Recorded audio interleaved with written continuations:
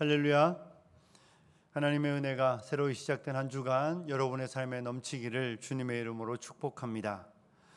비대면 예배가 길어져 가고 있습니다. 그럼에도 항상 마음을 다하고 최선을 다하여 예배하시는 사랑하는 교우들이 되시기를 주님의 이름으로 축복합니다. 오늘 우리는 요한계시록 4장과 5장에 있는 본문의 말씀을 2절과 4절 읽었습니다. 사람들이 요한계시록 하면 어렵다 이렇게 말하고 있습니다. 사실 쉬운 책은 아닙니다. 요한계시록의 말씀이 우리가 이해할 수 없는 많은 묵시적인 이야기들로 표현되어 있기 때문에 어려운 것은 사실입니다. 하지만 요한계시록이라고 말하는 성경이 처음 받았던 독자들이 누구인지, 그리고 그들이 처한 상황이 어떠한 것인지를 이해하면 사실 요한계시록은 또 그렇게 어려운 책은 아닙니다.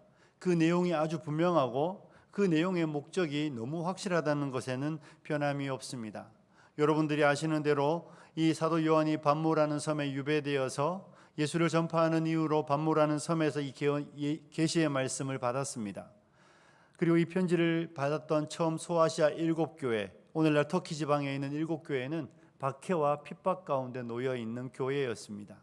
박해와 핍박 가운데 있는 교회, 앞이 보이지 않고 지금도 예배를 드린다는 이유로, 예수를 믿는다는 이유로 고난과 때로는 죽음의 길을 가야 하는 그들에게 하나님이 요한을 통하여 주신 말씀이라고 생각하면 이 말씀은 교회를 향하여 주시는 메시지가 아주 분명하고 확실하다는 것입니다. 그들이 지금 땅에 몸을 가지고 살아가는 곳에서는 박해와 핍박이 그들의 삶에 있었습니다. 앞이 보이지 않았습니다. 하지만 그들이 눈을 감고 그들의 믿음에 주시고 온전케 하시는 예수를 바라볼 때에 그들에게 주시는 말씀은 무엇입니까? 하나님께서 반드시 그들에게 승리를 주신다는 것입니다. 지금 이 땅에 너희를 돕는 이가 없고, 지금 이 땅에 너희와 함께하는 이가 없는 것 같고, 이 땅에서 너희의 삶이 끝나면 모든 것이 끝날 것 같지만 그렇지 않고 하나님이 모든 역사를 이끌어가고 계시고 반드시 하나님의 백성은 승리할 것이고 교회는 이긴다는 것을 요한계시록은 그 백성들에게 주고 있는 말씀이죠. 그러므로 요한계시록의 말씀은 너무 분명하고 너무 확실한 교회를 향하여 주시는 말씀입니다. 사랑하는 교우 여러분, 여러분의 삶의 자리가 어렵고 힘들고 때로는 돕는 이가 아무도 없고 너무 낙심만 되고 괴로울 그때에 성경이 우리에게 주는 이야기는 무엇입니까? 하나님이 우리와 함께 하시며 우리에게 이김을 주시는 하나님이 반드시 그 백성들을 지키시고 그 백성들에게 승리를 주신다는 것입니다. 계시록의 말씀은 그 이야기를 교회에게 하며 교회를 위로하며 교회를 도전하며 교회를 권면하여 주고 있는 말씀입니다. 1장과 2장과 3장에는 요한이 어디에서 계시의 말씀을 받았는지, 상황이 어떠한지를 설명해 주고 처음 7교회에게 책망하기도 하고 칭찬하기도 하며 교회를 향하여 그들의 현실을 가르쳐주는 말씀이 있었습니다. 그들은 박해 가운데 있었고 환난 가운데 있었습니다. 그런데 4장과 5장에 가면, 우리가 읽는 말씀에 가면 이 땅에 있는 일이 아니라 시선을 하늘로 가지고 가서 하늘에서 일어나고 있는 일들이 무엇인지를 요한은 교회에게 주고 있는 것이 4장과 5장의 말씀입니다. 특별히 우리가 4장과 5장에 읽은 말씀에 가장 중요한 일은 4장과 5장에서는 무슨 일이 벌어지고 있습니까? 하늘에서 예배가 드려지고 있는 것이죠. 하늘에서 예배가 드려지고 있는 광경이 4장과 5장에 우리에게 나타나고 있는 말씀입니다. 사랑하는 교우 여러분, 하나님의 백성에게 주신 최고의 영광은 예배입니다. 우리가 비대면으로 예배하든 함께 모여 예배하든 어디에서 무슨 마음으로 예배하든 상관없이 하나님이 그 백성에게 주신 최고의 선물은 우리가 예배하는 거룩한 백성으로 부름을 받았다는 것입니다. 오늘 이 요한이 요한계시록의 말씀을 받는 날이 언제였는지 아십니까? 계시록 1장 10절에 보면 주의 날이라고 말하고 있습니다. 주님의 날, 성도들이 모여 예배하는 그날에 주님은 요한에게 계시록의 말씀을 보여주시고 가르쳐 주셨습니다. 그리고 이 편지를 받는 사람들, 그들은 누구입니까? 이 거룩한 주일에 예배하는 공동체들이었습니다. 목숨을 걸고 박해 가운데 예배하는 그 공동체에게 주님은 요한계시록의 말씀을 주고 있는 것이죠. 그런데 그 예배가 이 땅에서만 일어나고 있는 일이 아니라 4장과 5장에 보고 있는 것처럼 하늘에서도 하느님 나라에 있는 그 백성들이, 장로들이, 생물들이, 모든 천군 천사가 살아계신 하나님께 우리를 위하여 죽임당하신 어린 양께 예배하는 장면, 그것이 4장과 5장에 나타나고 있다는 것입니다. 이 땅에서도 예배가 일어나고 있지만 천국에서도 그 백성들이 하나님을 향하여 경배와 찬송과 존귀와 영광을 돌려드리는 예배가 일어나고 있는 것을 우리는 성경을 통해 보게 되는 것입니다. 사랑하는 교우 여러분, 저와 여러분만이 예배하는 것이 아니라 이 땅에 있는 많은 그리스도인들이 예배하고 또 하늘에 있는 그 모든 백성들이 행하고 있는 가장 영광스러운 일이 하나님 앞에 예배를 드리는 것입니다. 저와 여러분은 그 하늘의 예배를 이 땅에서 맛보고 있는 것이죠. 하늘나라에서 드려지는 그 영광스러운 예배에 저와 여러분이 초대되어 오늘 이 시간 주님 앞에 예배하고 있는 것입니다. 그러므로 성도가 이 땅에서 행하는 가장 복되고 아름다운 일은 살아계신 하나님, 우리의 구원자 되신 구주 예수님께 합당한 예배를 돌려드리는 것이죠. 그러므로 저와 여러분이 예배의 자리에 있을 때에 이 시간이 우리에게 가장 귀하고 복되다는 것을 잊지 않으시기를 부탁드립니다. 여러분이 이 자리가 얼마나 복되고 영광스러운 자리인지를 기억하고 그렇게 예배하는 화평의 온 교우들이 되시기를 주님의 이름으로 축복합니다. 우리가 읽은 말씀은 요한계시록 4장에는 성부 하나님을 향하여, 5장에는 성자 예수 그리스도를 향하여 높여드리는 찬양입니다.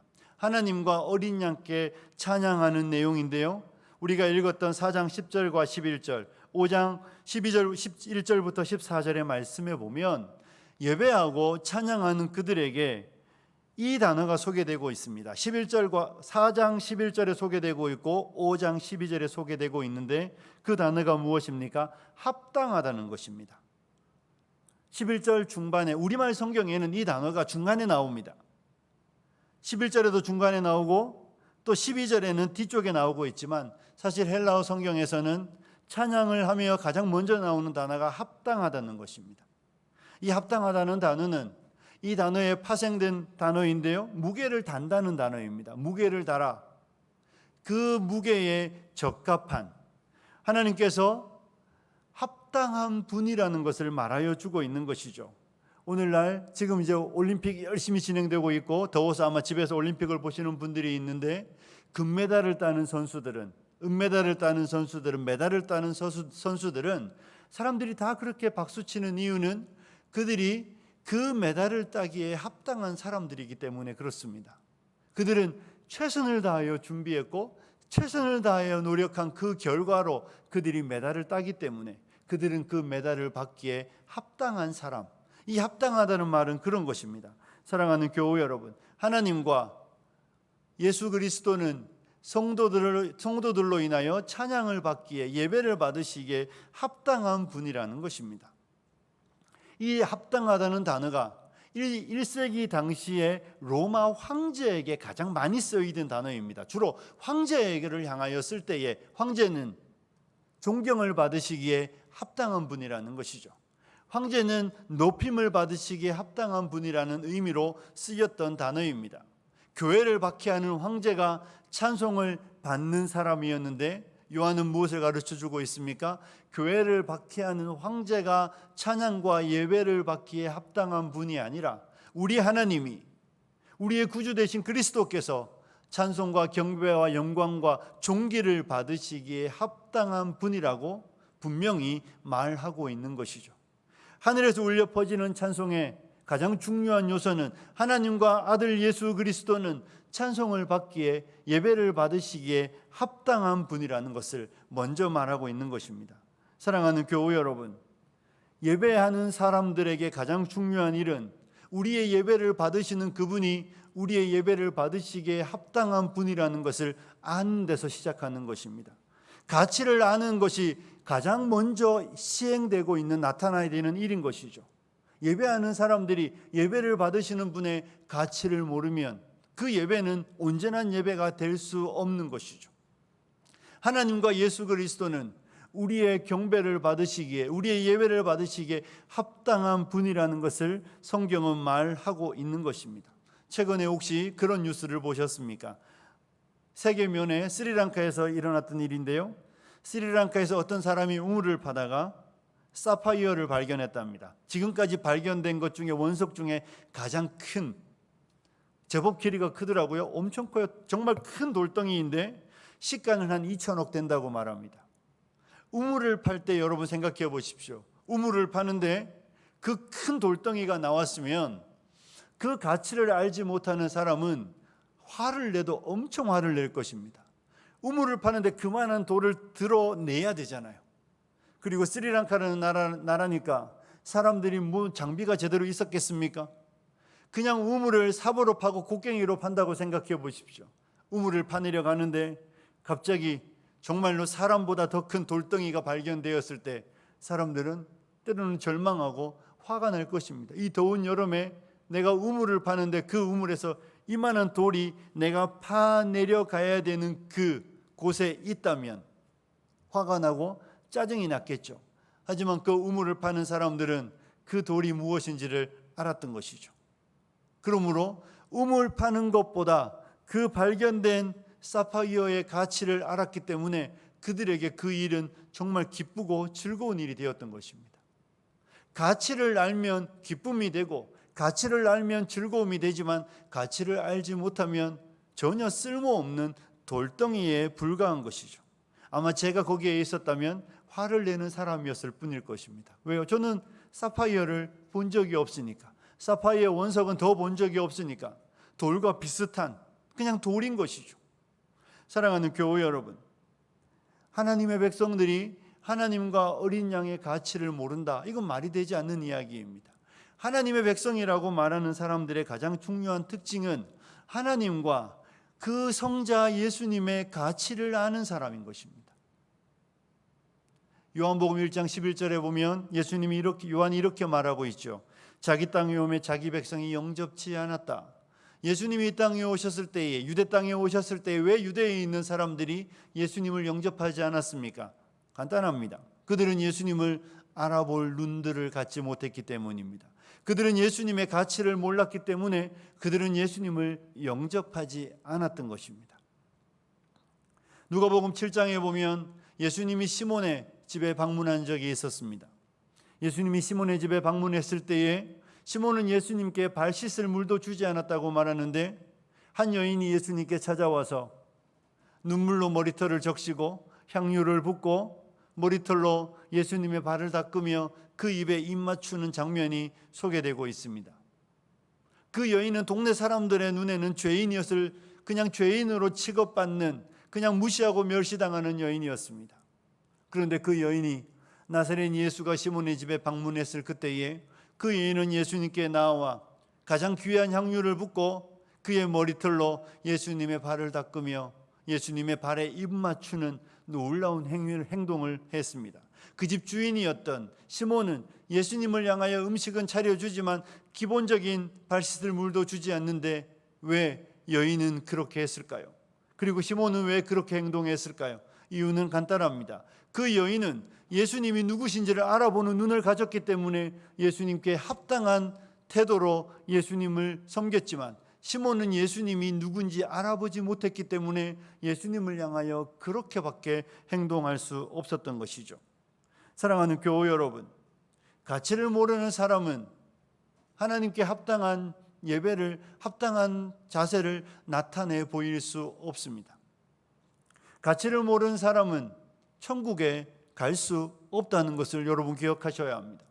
하나님의 가치를 알지 못하고 예수님이 누구신지를 알지 못하는 사람이 어떻게 천국에 가겠습니까?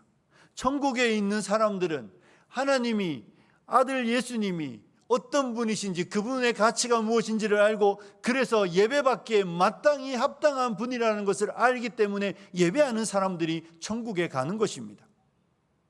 그래서 예배는 하나님과 어린 양의 가치를 아는 백성들이 하나님을 향하여 드리는 가장 영광스럽고 복된 행위인 것입니다.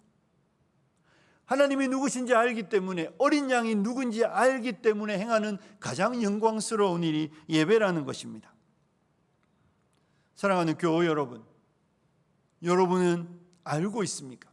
하나님과 어린 양이 찬송과 영광과 존귀와 예배를 받으시기에 합당한 분이라는 것을 여러분은 알고 그분에게 합당한 예배를 드리고 있는지 여러분 물으셔야 합니다.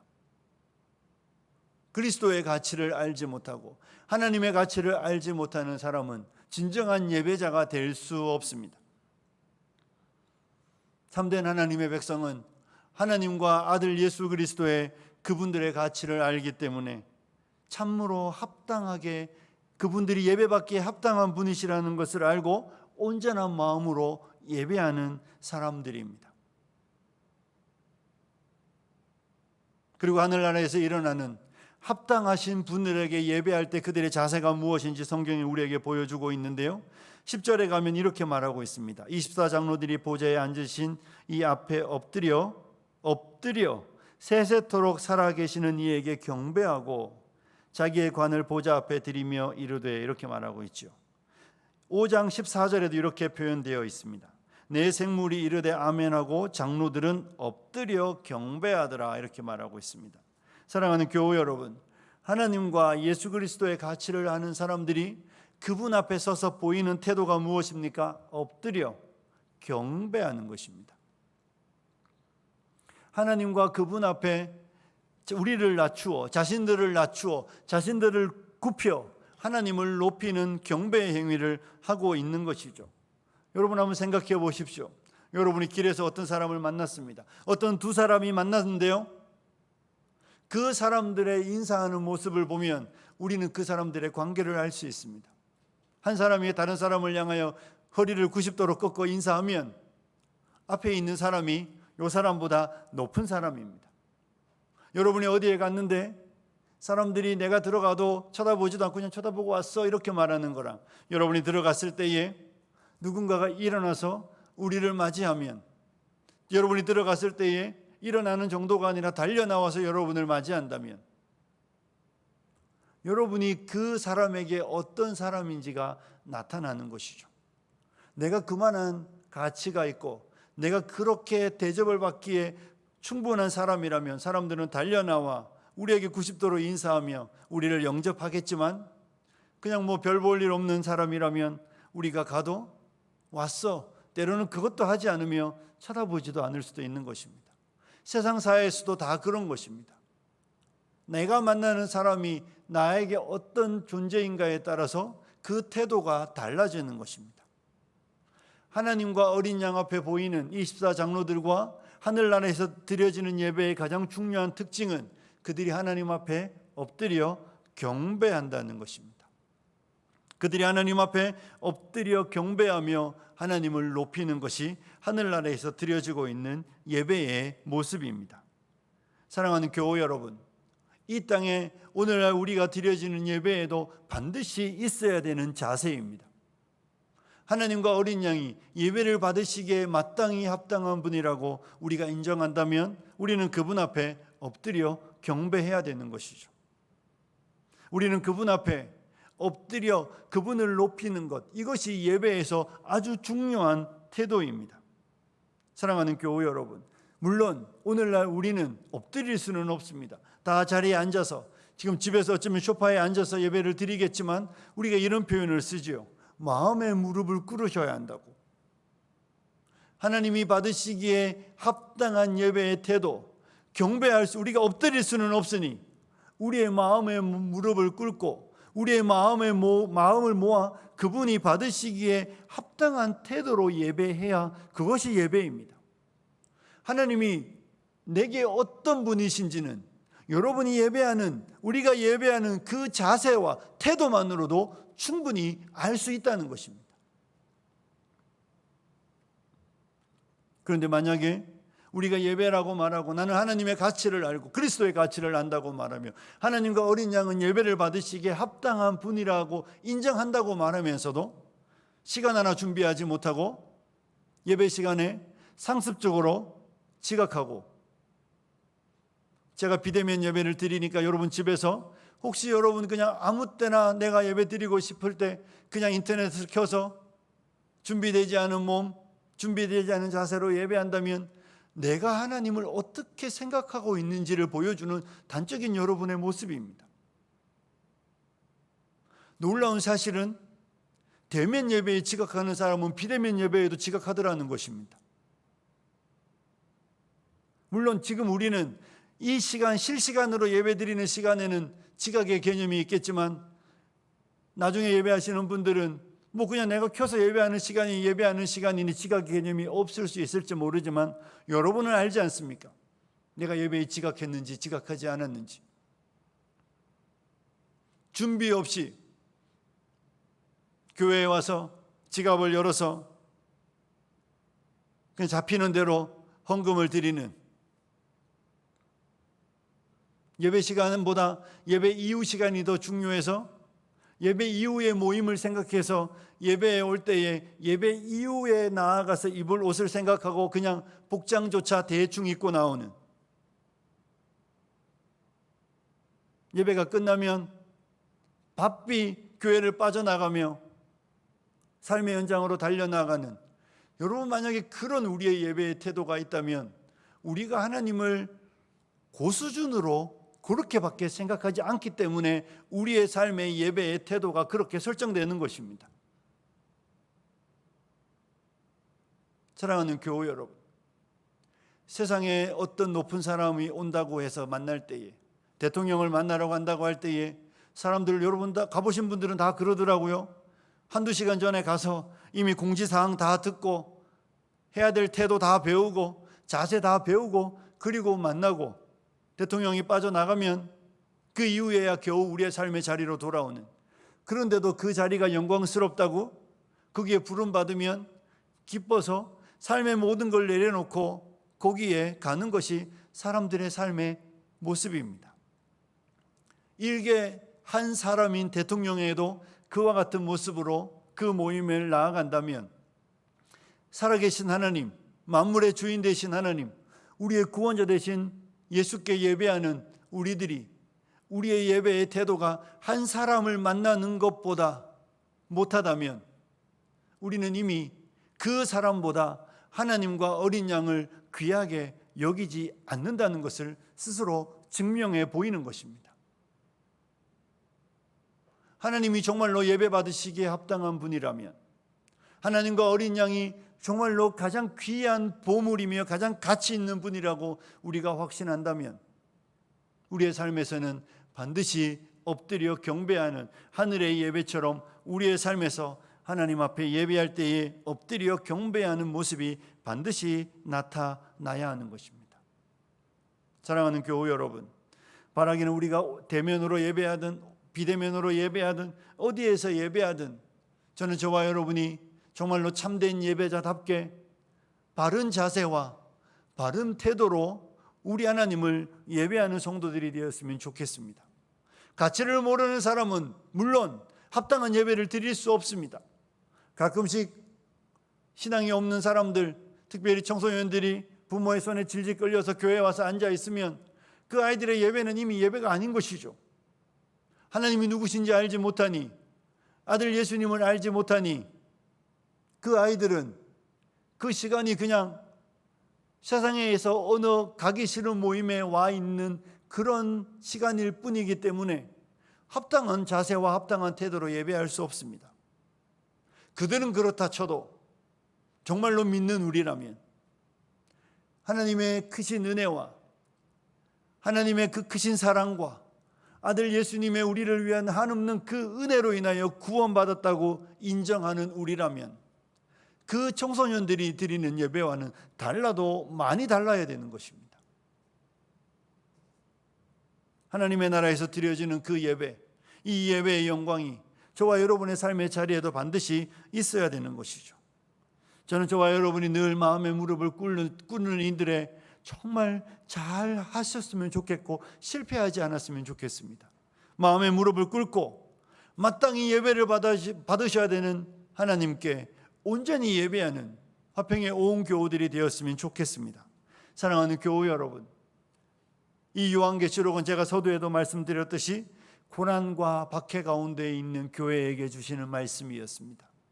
고난과 박해 가운데에 앞이 보이지 않고 죽음의 두려움 앞에 놓여 있는 그 교회에게 요한은 하나님의 말씀을 전하며 하나님의 말씀이 무엇을 나타내 보여주고 있습니까? 지금은 우리의 예배가 어리석은 것 같고, 지금은 우리가 실패하는 것 같고, 지금은 우리의 원수들이 이기는 것 같지만 요한계시록 4장과 5장을 통하여 온전히 예배가 드려지는 그곳에서 일어나는 일이 무엇입니까?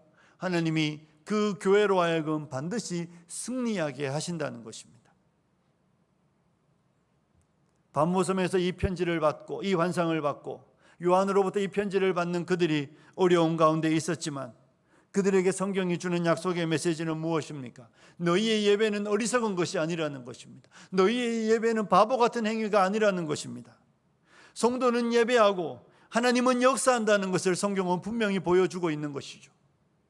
고난 가운데 있는 그들이 예배하고 고난 가운데 있는 그들이 하나님을 찬송하고 고난 가운데 있는 그들이 하나님 앞에 합당한 경배를 올려드리는 그곳에 하나님의 놀라운 역사가 하늘로부터 시작된다는 것을 성경은 분명히 말하여 주고 있는 것입니다. 성도는 예배하고 하나님의 교회는 승리한다는 것을 보여주고 싶어하는 것이 요한계시록의 메시지입니다. 지금은 교회가 세상에 찢기와 같고 더러운 자처럼 천대받고 멸시당하며 무시당하고 있지만 성도에게 보장된 것이 승리라는 것을 요한은 예배하는 그들에게 약속하여 주고 있는 것이죠. 사랑하는 교회 여러분, 그리스도인이 성경과 기도로 예배만 드리고 있는데 요한계시록 끝에 가면 무슨 일들이 일어나고 있습니까? 바벨론이 멸망하는 것입니다. 로마가 망하는 것입니다. 그리고 교회가 승리하는 것입니다. 그들은 예배하고 있고 하나님은 역사하여 교회에 승리를 주신다는 것이 요한계시록이 교회를 향하여 주고 있는 메시지인 것이죠. 예배하는 공동체들을 향하여 너희의 예배가 미련하지 않다는 것이며 너희의 예배가 어리석지 않다는 것이며 너희의 예배가 이 땅에서 할 수 있는 최고의 영광스러운 행위라는 것을 말하며 그 예배하는 공동체에 하나님이 주시는 놀라운 은혜는 승리이며 하나님의 교회의 영광을 나타내 보여주고 있는 것이 계시록의 메시지입니다. 사랑하는 교회 여러분, 가끔씩 예배가 시간 낭비처럼 느껴지는 사람들이 있습니다. 마치 아이들을 가르치며 예배하느니 차라리 1시간 학원에 가서 공부하는 것이 지혜롭다고 말하는 고3 수험생을 둔 부모들을 가끔 만납니다. 이미 그 성도라는 단어 자체를 쓰고 싶진 않지만 이미 그 성도는 하나님도 알지 못하고 그리스도도 알지 못하고 그분의 가치를 모르기 때문에 그렇게 가르치는 것입니다. 정말로 예배하는 것보다 1시간 학원에 가는 것이 훨씬 더 낫습니까? 정말로 예배 1시간 드리는 것보다 여러분이 1시간 직장에 나가서 생계를 위하여 1시간 돈을 더 버는 것이 훨씬 더 유익하다고 여러분 생각하십니까? 그렇지 않은 것입니다. 예배보다 더 귀한 것은 없습니다. 교회가 가장 미련해 보이는, 가장 어리석어 보이는 시간을 정하고 삶의 자세를 정하여 하나님 앞에 예배하는 그곳에 하나님은 반드시 능력으로 역사한다는 것을 성경은 우리에게 보여주고 있는 것입니다. 우리가 온전히 예배하는 그곳에 하나님의 놀라운 역사가 나타나는 것을 요한은 계시록을 통하여 교회 앞에 가르쳐 주고 있는 것입니다. 사랑하는 교회 여러분, 요한계시록에 나와 있는 이 4장과 5장은 어찌면 계시록에서 가장 영광스러운 장면입니다. 새하늘과 새 땅이 내려오는 것도 영광스럽지만 고난당하는 교회에게 교회가 하고 있는 이 예배가 미련하고 어리석은 것이 아니라 하나님 나라에서 행해지고 있는 예배의 연속선상에서 교회가 이 땅에서 그 예배의 영광을 맛보는 것이고 교회는 이 예배하는 것을 통하여 놀랍게 역사하시는 하나님의 능력을 이 땅으로 가져오며 하나님의 능력이 교회를 통하여 역사한다는 것을 성경은 보여주고 있는 것입니다. 사랑하는 교회 여러분, 말씀을 정리하려고 합니다. 저와 여러분이 하나님과 어린 양 예수 그리스도가 예배받기에 합당하신 분이라는 것을 여러분 알고 있습니까? 여러분은 정말로 그분이 그와 같은 예배를 받기에 합당한 분이라는 것을 확신하고 있습니까? 우리의 마음속에 그리스도의 가치를, 우리의 심령에 하나님의 가치를 분명히 알고 저와 여러분은 그분을 예배하고 있는지 여러분 먼저 확인하셔야 합니다. 오늘날 모든 사람이 좋아하고 사랑하는 그 돈이 하나님보다 더 가치 있다면 여러분에게 이미 하나님은 아무것도 아닌 것입니다. 여러분에게 하나님은 돈일 뿐입니다. 그리스도인은 하나님과 아들 예수님, 성삼위 하나님의 가치를 알기 때문에 그분들께 합당한 예배를 돌려드리는 사람들입니다. 하나님이 어떤 분인지 분명히 안다면 우리의 마음의 자세는 무엇입니까? 엎드려 경배하는 것이어야 합니다. 사랑하는 교우 여러분, 대충 아무렇게나 우리가 대할 수 있는 그런 분이 아닙니다. 여러분이 만약에 그런 모습으로 하나님을 대하고 있다면 여러분은 아직 하나님을 모르기 때문에 그렇게 태도를 보이는 것뿐입니다. 여러분이 하나님 앞에 합당한 태도가 아니라 경배의 태도가 아니라 친구를 만나는 것처럼 그냥 아무렇게나 아무런 말이나 아무런 옷이나 아무런 시간에 아무렇게나 행동하면서 그걸 예배라고 말한다면 여러분은 예수님이 누구신지 모르기 때문에 그렇게 행동하고 있는 것이죠. 바꿔 말하면 어쩌면 여러분은 하나님 나라의 밖에 있는 사람들입니다. 하나님 나라 밖에 있는 사람들, 불신자와 똑같은 것이죠. 안다고 말하지만 아는 것이 아닙니다. 하나님을 알면 경배는 마땅한 것입니다. 그리스도를 알면 엎드리는 것은 당연한 것입니다.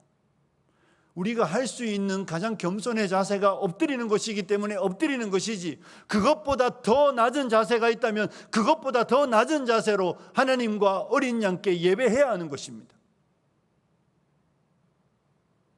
사랑하는 교우 여러분, 마음의 무릎을 꿇으시고 하나님과 어린 양께 합당한 예배를 드리셔야 합니다.